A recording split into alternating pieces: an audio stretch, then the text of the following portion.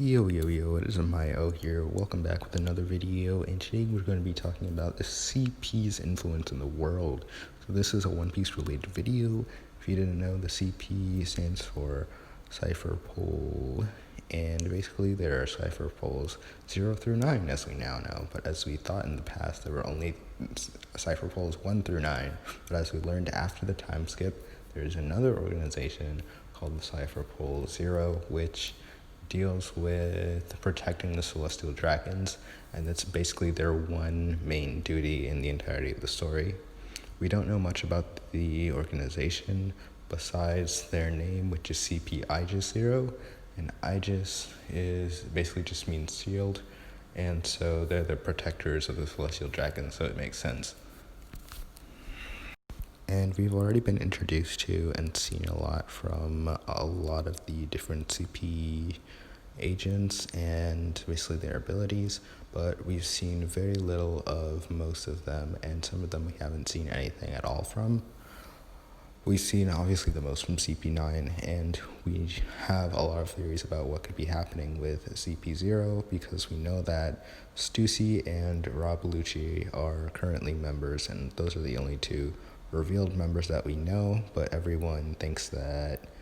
most of the other agents from CP9 ended up eventually being promoted to that of the rank of CP Aegis Zero, and it makes sense because a lot of the regular CP agents deal with other kinds of problems in the world and like kind of mostly negotiations and such like that, but they do have a lot of fighters within the organization, but they're mostly just dealing with more like situational things and not as much like fighting things like the Marines mostly focus on. But to be in CP Aegis Zero, you have to have one of two skills. You either have to be strong enough to protect the celestial dragons, or two, you have to be very much so in the information network, like someone like Stussy was. Like, first of all, she wasn't just in CP Aegis Zero, but she was also a member of the underground, so she had all sorts of information trade throughout the world, making her an effective member of CP Aegis Zero. But CPs 1 through 9 operate differently, and CP9 operates differently, especially as we've seen, because they're more for espionage and actually dealing with other foes and basically just eliminating anything that could threaten the world government without them having it to be on such a large scale that they would do something like a buster call or something else, although they do have the authority to summon an admiral with the buster call, so the CPs have their own kind of authority, even if they're not necessarily CP9 agents. So it just goes to show that they are definitely government workers, but they all have their own uses, and the government has an organization for pretty much anything. And now most people don't think that CP0 is going to have much an effect of the story moving forward, or the rest of the CPs in general, because the CPs have kind of like played out their whole theme besides CP0, because we've seen what CPs 1 through 8 are capable of doing and what their basically role is in the government, and they're not really something that can really harm what's going to be going on with Luffy's journey or whatever, unless they have some kind of information or something that they're dealing with. Like in the coming arcs, we might get to see some kind of CP agent just going around and like trying to constrict the rest of the Straw Hats and their journey moving forward. So that's pretty much the only way that I could see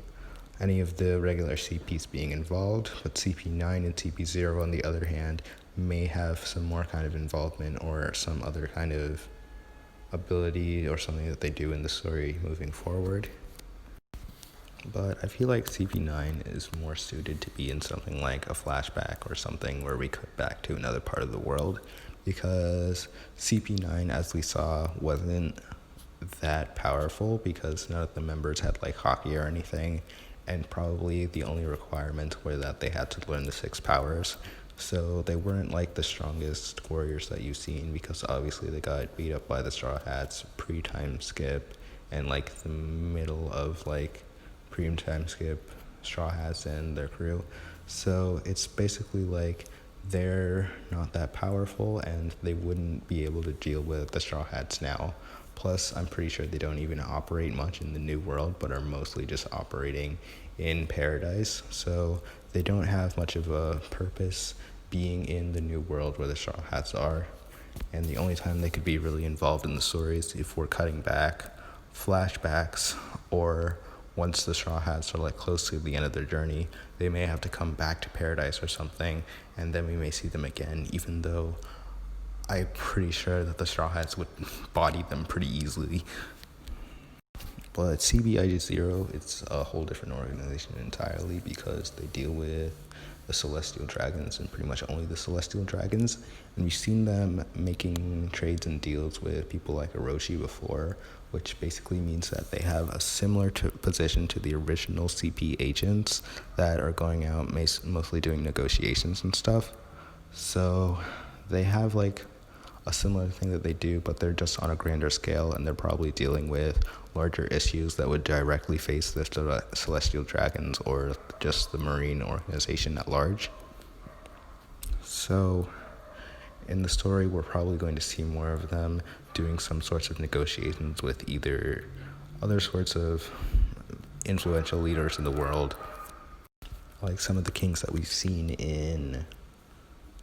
the Reverie, where we saw like all of the main kings and queens for the kingdoms around. So that's the only part I could see the relevance, besides one king in particular, who would be King Neptune. And as we know, he has connections to the poneglyphs and the ancient weapons. So if the world government finds out more about that, they may want to seek out Neptune or try to either take over the Fishman Island or attack it in some way, or just make negotiations as regular.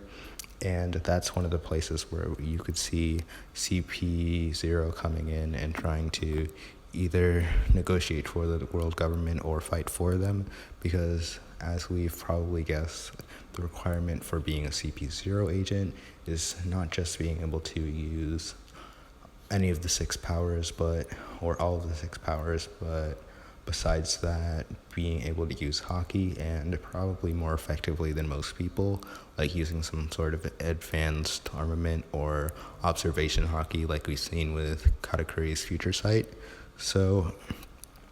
I'm pretty sure they would be able to take down the Neptune army pretty easily, but that's one of the moments where we may see the Straw Hats get involved again,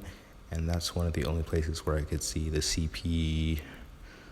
agents being relevant in any way, besides maybe them having like a rematch with Luffy. But that wouldn't be a place where it makes sense for them to have a rematch with Luffy, and that could be like a mini arc that would be them coming back to Neptune to find out more about the ancient weapons and possibly the poneglyphs he has before they would go back to try to find where Laugh-Tale is. So it's kind of just a progression of their journey, and along the way we may see CP agents be relevant again, even if it's for a short time. But even then, it would probably just be more of a fan service kind of thing and not really like a serious thing, because there's a larger likelihood that they would probably send the Marines to Fishman Island because they are probably more susceptible and they probably know how to travel by sea a lot more effectively and a lot more easily than most of the CP0 agents, because they're mostly just traveling by sea but not really underground, and they don't really travel as much as you would think, especially if they're not directly going out in the world but mostly just protecting the Celestial Dragons, and probably not all of the members are fit to be traveling constantly throughout the sea, except for the ones that we've probably seen negotiating with people like Orochi before, because obviously they had to get to Wano somehow. But yeah, that's pretty much it for the CP0's involvement. But of course, with that scenario, the only other thing we could see is that regular CP agents are going there, or they could send CP9 agents to attack like Neptune with their more stealthy attacks. And CP0, obviously they're more flashy because they're meant to be protecting the celestial dragons, and they wear all white instead of all black, so they're obviously a lot more accessible, and they're obviously a lot more noticeable than what CP9 is trying to be. So yeah, that's pretty much it for the video. If you liked, please do like, comment, subscribe, share, all that stuff. Please do share, please do like, please do comment. It lets YouTube know that my videos are very cool, and if you think they're very cool, please do all that stuff too. And yeah.